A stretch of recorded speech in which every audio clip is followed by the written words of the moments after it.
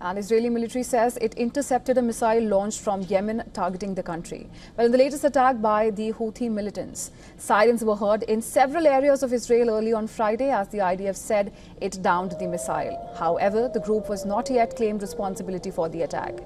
Undeterred by Israeli strikes on Yemen, the Houthis have continued to fire missiles at Israel in what they describe as an act of solidarity with Palestinians in Gaza, although they have agreed to halt attacks on US ships. The Israeli military, meanwhile, has ramped up its offensive in recent days in the Gaza Strip.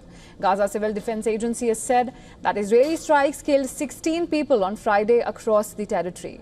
The officials said there were also dozens of people wounded in the strikes, which mainly hit the center and south of the territory. The Israeli military says it struck over 75 targets in the Gaza Strip over the past day. The targets, it said, included terror operatives, rocket launchers, buildings used by terror groups, weapon depots, and other infrastructure.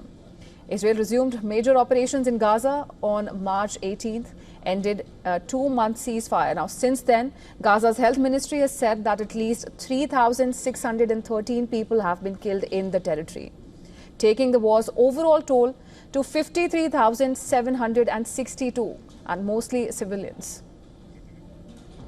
The military, in an Arabic language statement, said it was acting with intense force in 14 areas of the northern Gaza Strip, including parts of Gaza City and the Jabalia refugee camp, urging civilians to move south.